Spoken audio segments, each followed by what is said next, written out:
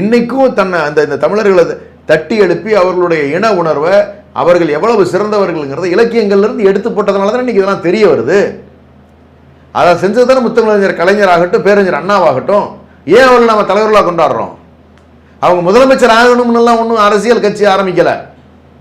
சாமானியனுக்கு அதிகாரம் கிடைக்கணுங்கிறதுக்காக தான் அந்த கட்சியை ஆரம்பிச்சாங்க. அதை நீ காத்துக்கிட்டு வர்றாங்க. இன்னைக்கு எல்லா சமூகத்தவரும் இன்னைக்கு அமைச்சர்களாக, ஏன் கல்வித்துறை அமைச்சராக எல்லாம் சொல்லிக்கிட்டு இருக்கிறனால, இல்லைன்னா கோவை செழியன் ஒரு பிற்படுத்தப்பட்ட சமூகத்தில் இருக்கக்கூடியவர் அவர் கல்வித்துறை அமைச்சரா, உயர்கல்வித்துறை அமைச்சரா இல்லையா? அதெல்லாம் யார் உருவாக்கி கொடுக்கிறது? எப்படிப்பட்ட சூழல்கள் உருவாக்கி கொடுக்கிறது? அப்படின்னா தமிழர்களை பொறுத்த வரைக்கும் தெளிவா தெரிஞ்சிருக்காங்க, திமுகங்கிறது தன்னுடைய சுயலாபத்துக்காக இருக்கின்றவர்கள் அல்ல. இந்த இனத்தினுடைய தேவைகளை, இந்த இனத்தினுடைய அடையாளங்களை காக்கின்றதற்கு ஒரு பெரிய கூட்டம். நீங்க இந்தியாவோடு நீங்க ஒப்பிட்டு இதை பேசுனீங்கன்னு சொன்னா, இன்ஃபேக்ட் தனிநாடு கேட்ட கோரிக்கை ஏன் விட்டாங்கிறது, எந்த காலகட்டத்தில் விட்டாங்கிறது நமக்கு தெரியும்.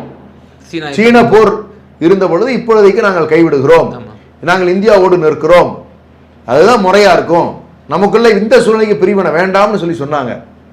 அப்படிதான் அது நின்றுச்சு. அப்ப எந்த சூழ்நிலையிலையும் தமிழ்நாட்டை பொறுத்த வரைக்கும் தனித்துவமான ஒரு மாநிலம். அதான் முதலமைச்சர் அவர்கள் தெளிவாக திரும்ப திரும்ப சொல்லிக்கிட்டே இருக்காங்க. தமிழர் என்று ஒரு இனம் உண்டு, அவருக்கு என்று ஒரு குணம் உண்டு, நமக்குன்னு ஒரு தனி அடையாளம் இருக்கு உலகத்துல. அப்ப நீங்க வடநாட்டோடு ஒப்பிட வேண்டாம்.